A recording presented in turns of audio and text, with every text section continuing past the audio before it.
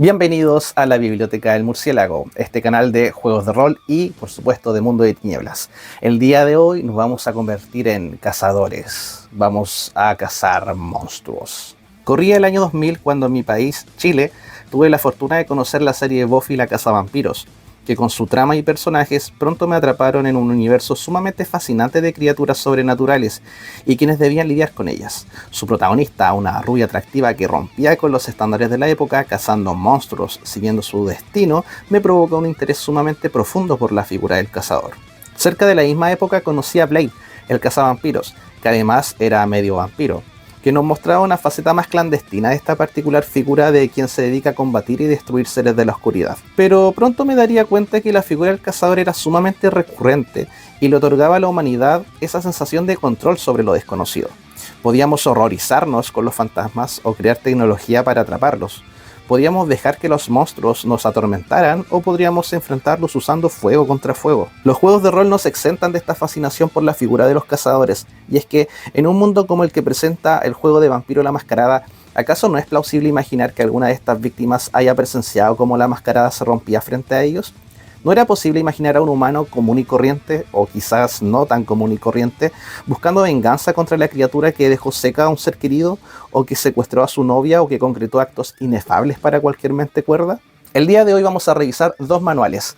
El primero es Cazadores Cazados 2, que es un suplemento de Vampiro 20 aniversario, y el otro es Cazador la Venganza, que tiene un conjunto de reglas actualizadas y que nos pone en el papel de cazadores que están muchas veces desesperados y que toman decisiones sumamente complejas en este contexto de cazar criaturas sobrenaturales. Los criterios para comentar ambos juegos serán los siguientes. Primero me voy a dedicar a hablar sobre los manuales, pasando en este caso desde la estética, también por su contenido, hasta los detalles más importantes. También voy a abordar los sistemas que cada uno de los juegos presenta y por supuesto me voy a referir a las experiencias personales que he tenido con cada juego. Primero vamos a analizar Cazadores Cazados 2. Lo que podemos ver a primera vista es la estética, un manual que conserva las características visuales de 20 aniversario, con ese mármol verde enmarcando una portada que es toda una declaración de intenciones. En ella vemos humanos estacando a un vampiro, sumando sus fuerzas para vencer a la criatura. Las ilustraciones conservan una base clásica de ediciones anteriores que en lo personal me agradan bastante, sobre todo aquellas que comunican más ese ambiente de desesperación y de horror personal. Es sumamente importante recalcar en este punto que Cazadores Cazados 2 no es un juego propiamente tal, sino que es un suplemento de otro juego. Es un suplemento de Vampiro 20 aniversario. Por lo tanto, características como, por ejemplo, las armas, el tipo de daño que hacen y todo el resto de características que se requieren para un combate van a estar en el manual de 20 aniversario. El manual inicia con una breve introducción narrativa que nos pone en contexto, nos narra cómo un ser humano común y corriente ha presenciado la naturaleza de los vampiros y cómo decide de forma rotunda tomar cartas en el asunto. Para comprender bien la esencia de este juego hay que entender dos de sus características principales o de aristas o el arjé que tiene el juego propiamente tal. Una de esas primeras es la más conocida por todos los jugadores de Mundo de Tinieblas, que es el horror personal. Solo imagina por unos instantes que logras acabar con ese chupasangre que ha estado acabando con los niños en tu territorio. Ahora un pensamiento inquietante pasa por tu mente. ¿En cuántas partes más del mundo estará pasando exactamente lo mismo? ¿Lograste ganar un combate minúsculo en una guerra aún más grande que desconoces? ¿En algún punto dudarás de tu propia cordura? ¿Terminarás convertido en un esclavo que servirá a quienes le arrebataron todo? La segunda arista temática de este juego es la idea del sacrificio. Luchar contra criaturas nocturnas con el poder de dioses no siempre termina bien. Morir siempre es una posibilidad y el ser humano es una criatura sumamente frágil. El frío, el calor, el hambre, la ausencia de descanso, todo nos puede llevar al camino de la parca. Puesto que aquí los cazadores no son tipos geniales que se la pasan en grande, sino que son personas como tú y como yo, que han sido tratados como locos por sus seres queridos, que han sido abandonados por un sistema que los tacha de dementes y que muchas veces deben dejar de lado quienes eran maestros, abogados, trabajadores sociales, políticos, atletas. Todo eso queda en el pasado, porque ahora deben enfrentarse a un mal que todo el mundo desconoce. Pronto se sienten solos y paranoicos. Se considera, por tanto, que el sacrificio no siempre es físico, sino que muchas veces implica perder la vida desde un punto de vista más profundo y trascendental. Horror personal y sacrificio, las dos aristas fundamentales de este juego. El suplemento también nos guía sobre diferentes temas concernientes a la caza. Por ejemplo, ¿qué tan rentable es económicamente dedicarte a cazar criaturas nocturnas? ¿Qué tanto cuidado debes tener con las autoridades? ¿Es estúpido utilizar armas de fuego y arriesgarnos a consecuencias mucho más grandes que una multa? ¿Y si un vampiro nos controla y nos obliga a sacar nuestra arma cuando se escucha la palabra policía? En otras palabras, se nos recalca mucho que cazar es una actividad de alto riesgo y que es muy fácil no solo tropezar, sino además sacar conclusiones equivocadas que nos conduzcan a nuestra perdición. El suplemento incorpora trasfondos específicos para cazadores, como arsenales, refugios, así como también complementos narrativos como facciones que están en medio del fuego cruzado, como algunas mafias o los caballeros de San Jorge. Si bien una de las grandes ventajas que tiene este manual es darnos la oportunidad de rolear o interpretar personajes mortales comunes y corrientes, también nos da la chance de utilizar las núminas, que es básicamente un conjunto de habilidades sobrenaturales que nos sirven para enfrentarnos a los vampiros. ¿Qué es la númina? ¿De dónde sale? ¿Cuál es el origen de la númina? Es algo que no se tiene del todo claro, sin embargo hay varias hipótesis.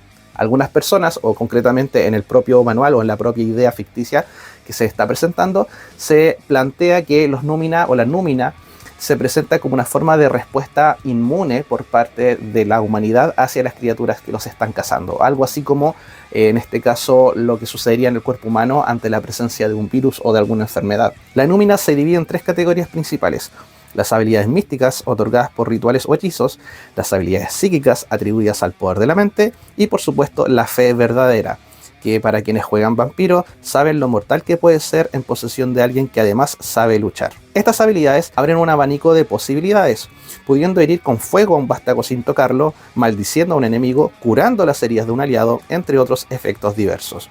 Si deseas ser un cazador elegido por Dios o bendecido por la genética, puedes escoger jugar con númina. Es una experiencia interesante en la que el horror personal y el sacrificio pueden adquirir otros matices. Después de todo, ¿qué crees que pensará la gente cuando te vea invocando el fuego con la mente? Ahora hablemos del sistema. Una de las grandes ventajas que tiene Cazadores Casados es concretamente el sistema de los dados de plan. Si bien todos conocemos, o la mayoría que hemos jugado vampiros, juegos de Mundo de Tinieblas, conocemos el clásico sistema de 10 donde se mezcla un atributo y una habilidad, hay que considerar que los dados de plan son una excelente forma de reflejar la preparación que tienen los personajes y la manera en que estos de alguna forma deben superar los límites de sus presas sobrenaturales por medio, en este caso, de la astucia o de la planificación anticipada. Si entramos a la guarida de un Nosferatu, sería conveniente conocer sus rutas de huida y cubrirla con una cantidad importante de C4. Quizás saber la localización exacta de una guarida nos permitiría firmar esa orden municipal para autorizar una demolición y sacar al engendro de su nicho en pleno día. Los dados de plan son un pozo de dados a los que podemos echar mano siempre que lo necesitemos, siempre que la acción que estemos llevando a cabo sea altamente riesgosa. Para calcular los dados de plan, el manual sugiere agregar un dado por cada paso definido en el plan, por cada cambio hecho durante la discusión del plan, por cada punto de información importante y por cada cometido que cada integrante del grupo llevará a cabo. Una vez sumados todos estos puntos que se van a traducir en dados, y que generalmente son bastantes, se divide entre el total de jugadores que hay en la mesa. La cantidad resultante va a ser la cantidad de dados de plan que tienen los jugadores para utilizar durante su caza. Veamos un ejemplo práctico. Kayla y George son dos universitarios que han decidido desenmascarar al profesor de arquitectura que siempre hace sus clases de noche y que por algún motivo siempre se reúne con sus ayudantes durante la madrugada. Kayla y George ya saben que su profesor es un vampiro y han decidido cazarlo. Lo han visto alimentarse y hasta convertirse en un perro negro. Ahora solo deben planificar cómo atraparlo. La lista de información que tienen es la siguiente. El profesor siempre se reúne a la misma hora con sus ayudantes en el mismo lugar. Tiene un parche en el ojo derecho, por lo tanto su campo de visión está limitado. Los perros callejeros siempre se le acercan. Esto le ha otorgado un aura de animalista que sus estudiantes adoran. El profesor evita siempre los eventos que se hacen a plena luz del día, según él, por una afección a la piel que le impide recibir radiación ultravioleta. En una ocasión se le invitó a un campamento de verano organizado por la Facultad de Arquitectura, a la cual asistió, pero durante la fogata tuvo un ataque de pánico que lo obligó a retirarse. No sabe usar teléfonos modernos y siempre se desplaza en una camioneta Ford del 70. Su oficina tiene dos salidas, una da hacia el patio de la facultad y la otra a una biblioteca que está en reparaciones, la que a su vez tiene dos salidas al patio. Esto nos otorga un total de 7 dados de plan para poder ir sumando al pozo sucesivamente. Ahora pasemos al plan. Kayla y George planean encerrar al profesor y comenzar un incendio, sin embargo deben excluir a sus ayudantes que siguen siendo humanos, o al menos eso es lo que creen. Para eso deben hacer lo siguiente. 1. Kayla instalará cámaras ocultas en la zona del patio y el despacho. 2. Cerrarán las puertas que dan al patio y a la biblioteca y pondrán trampas incendiarias en cada una de las salidas, puertas, ventanas y el sistema de ventilación. Se asegurarán de untar los pomos de las puertas con un gel inflamable. Todo eso lo harán durante las horas de clase del profesor. 3. Fingirán una convocatoria falsa para estudiantes ayudantes en el salón auditorio, de carácter urgente. Para ello intervendrán el sistema de avisos por altavoz de la universidad, justo cuando el profesor esté por reunirse con sus ayudantes. 4. Una vez esté aislado, Kayla y George iniciarán un fuego en la entrada principal del despacho. Pero entonces el jugador que interprete a George, sin salirse de su papel, dice: ¿no será mejor que en lugar de iniciar el fuego directamente, instalemos un sistema que lo haga por nosotros? Así estaremos a una distancia prudente y lo podremos hacer desde la sala de avisos. La jugadora que interpreta a Kayla está de acuerdo con este cambio, que termina por sumar otro dado a la lista. Esta parte nos suma ya un total de 4 dados, que junto a los otros 7 nos dan 11 dados para el pozo de dados de plan. Ahora cada uno de los cazadores, en este caso Kayla y George, va a cumplir una parte del plan que estará mostrándose ahora mismo en la pantalla. Esta asignación de papeles nos dará un total de 9 dados, que sumados al pozo acumulado nos da un total de 20 dados. Las reglas nos indican que el pozo total de dados obtenido debe dividirse entre la cantidad total de jugadores, que en este caso son Kayla y George. Por lo tanto, al tener 20 dados de plan, los dividimos entre 2 y tenemos un total de 10 dados de plan. ¿Para qué podrán ocuparse esos dados de plan? Por ejemplo, si es que están huyendo del profesor que los descubrió y resulta que uno de los dos jugadores, por ejemplo George, que no es un gran atleta, quiere saltar de la ventana y caer con gracia sin lastimarse, él de su pozo de 3 dados, que apenas le permitiría hacer un buen salto, decide sumarse 3 dados del pozo en este caso de plan, y eso dejaría un total de 7 dados de plan. La cantidad total o máxima de dados de plan que se pueden obtener de esta forma son de 5. No se pueden obtener más de 5 dados de plan por tirada. Esta mecánica propicia que los jugadores se metan en el papel del cazador y puedan planificar con antelación y agregar una gran cantidad de dados de plan para así aumentar sus chances de tener éxito. Un detalle que me gustó mucho del manual es que al final tenemos un compilado con hojas de personaje de ejemplo que vienen con sus habilidades y trasfondos respectivos. Ideales en caso de que quieras iniciar una partida y alguno de tus jugadores aún no sepa con qué tipo de personaje iniciar. Ahora me voy a referir a la experiencia que he tenido yo jugando Cazadores Casados 2. En realidad la experiencia ha sido bastante gratificante, sobre todo porque los jugadores con los que he testeado este juego han sido personas que ya conocen Vampiro la Mascarada y ya saben cómo funciona en general el sistema. Sumado a eso, ha sido también una experiencia súper gratificante exponer a mortales comunes y corrientes, porque a mí no me gusta jugar con poderes, generalmente los omito, y someterlos a este mundo tan extraño, tan oscuro y tan, de alguna forma, agresivo. Eso ha sido muy entretenido y también me ha gustado ver como narrador a los personajes y a los jugadores fundirse en el momento en que deben planificar el qué hacer, el cómo hacer las cosas.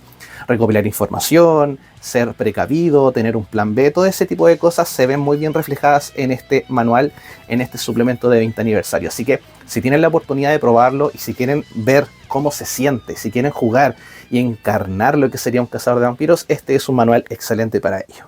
Ahora nos vamos con Cazador la Venganza. Iniciemos con una breve descripción de su estética. Al igual que la edición clásica, Cazador tiene como principal leitmotiv cromático el color naranjo, que se asocia mucho a la idea del fuego como un elemento que purifica y que ilumina. El manual presenta tanto fotografías como ilustraciones originales que en mi opinión resultan bastante efectivas. Esto también se refleja en la maquetación, que se siente fresca y de lectura cómoda. Ahora centrémonos en el manual como tal.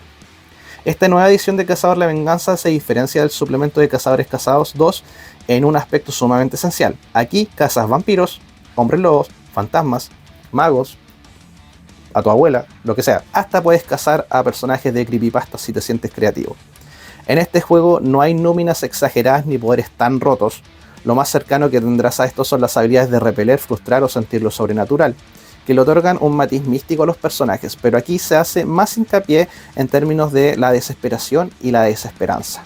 Cazador la Venganza quiere que entiendas que lo que estás haciendo es enfrentarte a amenazas que son sumamente superiores a ti, y que en algún momento deberás tomar decisiones desesperadas, y que seguir la senda de la caza no te permitirá tener un momento de paz ni felicidad, porque así como los monstruos que cazas están sedientos de sangre, tú lo estarás de retribución, de venganza, de justicia y no descansarás hasta obtenerla. En este juego del gato y el ratón, Tú eres el ratón y no puedes permitir que el gato sepa que estás conspirando contra él.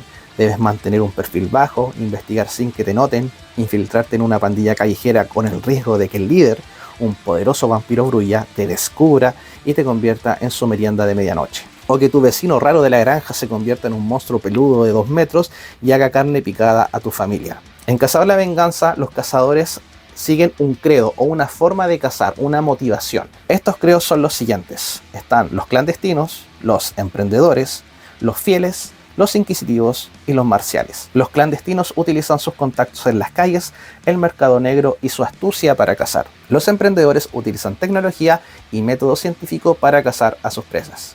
Los fieles usan la fe y se enfrentan directamente a las amenazas sobrenaturales en nombre de alguna deidad. Los inquisitivos cazan para aprender, estudian a sus presas y prefieren obtener información útil antes que acabar con ellas inmediatamente. Y por último, los marciales usan tácticas y armamento, son más de conflictos físicos y prefieren poner una bala en el cuerpo de un monstruo antes que hacer preguntas. Al ser un manual básico, acá tienes, como bien dice el nombre, la base del juego. Acá tienes todo lo que necesitas. No es un suplemento como Cazadores Casados 2. Cazador la Venganza es un juego por sí mismo. En sus páginas vas a encontrar todas las reglas que necesitas para jugar y sacarle todo el provecho posible. Cazador la Venganza tiene como temas principales la desesperación y la desesperanza. Es decir, pone a los personajes en situaciones donde la caza debe hacerse con sumo cuidado para no ponerse en el punto de mira. Sumado a esto, el manual nos explica cómo funcionan las células o agrupaciones de cazadores y cómo se pueden relacionar estas con otras agrupaciones que tienen sus propios enfoques al momento de cazar. Estas diferencias pueden ser beneficiosas o perjudiciales, dependiendo de cómo se narren. Se nos muestra todo lo necesario para crear a un personaje, considerando sus ideales, aspiraciones y los recursos que pudiese tener para cazar. Cazador la Venganza se construye sobre las mecánicas propuestas por Vampiro Quinta Edición, como la incorporación de dados de diferente color para representar otras variables. Por supuesto, hay diferencias evidentes. En este juego hay 2 variables principales que van a definir tanto la temática así como parte de la mecánica del juego como tal. La primera es la desesperación y la segunda es el nivel de peligro. Ambas variables las vamos a ver reflejadas en el medidor de peligro y en los dados de desesperación. El medidor de peligro va de 1 a 5 y representa qué tan expuestos están los cazadores ante su enemigo y qué tan complejo será arrinconarlo. El medidor crece cada vez que el cazador comete un error o una extralimitación. Cada narrador determina de qué forma el medidor de peligro afecta a la crónica. Quizás las tiradas para hacer seguir el auto del vampiro aumentan en 2 debido a que éste sospecha que le están siguiendo. O puede que el hombre lobo, que antes estaba solo, ahora haya encontrado una manada que lo respalde. Este aspecto queda a criterio del narrador y de la naturaleza de la crónica que esté dirigiendo. Otro aspecto de la mecánica que me resultó sumamente interesante son los dados de desesperación. El pozo de dados de desesperación tiene un medidor de 1 a 5 y es de uso común para todo el grupo de jugadores. Este pozo incrementa con circunstancias que afectan negativamente a la célula o al grupo de cazadores. Por ejemplo, cuando la presa logra escapar, cuando un miembro de la célula es herido o cuando un inocente es víctima por parte del objetivo. Así como la desesperación aumenta, también puede menguar o disminuir. Y esto sucede cuando el equipo logra encontrar información útil, cuando salvan a un inocente o cuando logran dañar al objetivo, entre otros posibles resultados. Los jugadores pueden agregar dados del pozo de desesperación a sus tiradas de habilidad, siempre que éstas estén dentro del campo de su credo. Por ejemplo, si un cazador marcial decide atacar con una escopeta a un Nosferatu que intenta escapar de su refugio, como está luchando directamente contra la amenaza, tal como dicta su credo, el jugador podría agregar dados de desesperación para incrementar las posibilidades de causar daño a la criatura. Las tiradas tienen algunas salvedades, por supuesto. Si en alguno de tus dados de desesperación sacas un 1, pueden suceder una de 2 cosas. O el medidor de peligro aumenta en un punto, lo que dificulta las cosas para tu grupo, o ganas desesperanza. Si tu casilla de desesperanza está marcada, entonces tu personaje no puede usar determinación y por tanto no podrá usar los dados de desesperación. La única forma de liberarte de la desesperanza es logrando una redención. Cada tipo de cazador se redime de forma diferente. Por ejemplo, si Jennifer, que es una cazadora del credo de los inquisitivos, logra obtener información valiosa sobre la bruja que el grupo está cazando, entonces pierde su marcador de desesperanza. Como pueden ver, la mecánica del juego empuja al grupo a empatizar con los problemas que tiene la célula y abrazar un estilo de caza que a su vez está sumamente condicionado por la historia que tiene cada personaje con la criatura que están cazando. Y al mismo tiempo nos pone en un entorno donde las circunstancias demandan acciones desesperadas y tomar riesgos que de un momento a otro pueden complicarlo todo. Tal como si estuviéramos intentando atrapar algo que pudiera liquidarnos en cuestión de segundos. Uno de los aspectos que más destaco de este manual es que al final, casi en la parte final, ¿cierto?, ustedes van a encontrar un gran compilado de enemigos y organizaciones que se pueden utilizar y emplear directamente en las crónicas. Cada uno de estos está con sus variables, con sus stats y también con información base para poder aplicarlos de la mejor forma posible, lo que en realidad ayuda bastante, sobre todo cuando se está empezando con el juego y uno no tiene ideas de cómo organizar la crónica o qué elementos poner para que la narrativa sea más interesante. Por supuesto, el manual nos guía sobre cómo dirigir una crónica y nos invita a enfocarnos en algunos temas concretos, así como también de qué manera se le puede sacar mayor provecho a la relación que hay entre los miembros de la célula, cómo se relacionan sus motivaciones y todo lo que tiene que ver con el cómo se relacionan con el mundo que los rodea. ¿Y cómo ha sido mi experiencia jugando Cazador la Venganza? La verdad es que a diferencia de Cazadores Casados he jugado solamente un par de crónicas, pero sí puedo sacar algunas cosas en limpio. Una de las cosas que encuentro más interesantes es la idea de generar empatía entre los integrantes de Cazadores. Si bien Cazadores Casados se enfoca principalmente en vampiros y busca crear la idea de los dados de caza para motivar la planificación, Cazador la Venganza se va por otro lado. Primero que todo, la desesperación, la desesperanza, el saber que eres mortal y eres frágil, aquí tiene un papel sumamente importante, no solamente para ti, sino que también para la célula. La única forma de quitar desesperación es hacer que la célula, en este caso, trabaje en conjunto para que todos sus integrantes estén bien. Por lo tanto, acá se preponderiza mucho el trabajo en equipo. No solamente antes de la caza, sino que además durante la caza. Y esa ha sido la reseña doble de Cazadores Casados 2, el suplemento de Vampiro 20 aniversario, y de Cazador la Venganza. Ambos sistemas muy diferentes, ambos manuales muy diferentes, pero que de alguna forma buscan evocar o entregarnos la capacidad de meternos en el papel de estos individuos que cazan criaturas nocturnas.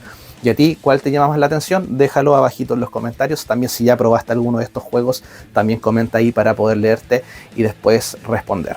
Gracias por ver la biblioteca del murciélago. Espero que este video haya sido de máximo provecho para todos ustedes. Se nos vienen más videos, vamos a hablar de otros sistemas. Ya vamos a hablar en el próximo video sobre el manual del Sabbath de Vampiro y también sobre el manual de la Segunda Inquisición, en un video especial sobre enemigos de vampiros. ¿Ya? Muchas gracias por ver y bueno, reitero, suscríbanse si no están suscritos, denle like o denle dislike si no les gustó, también está permitido. Y nos estamos viendo aquí próximamente en la biblioteca del murciélago. Bye.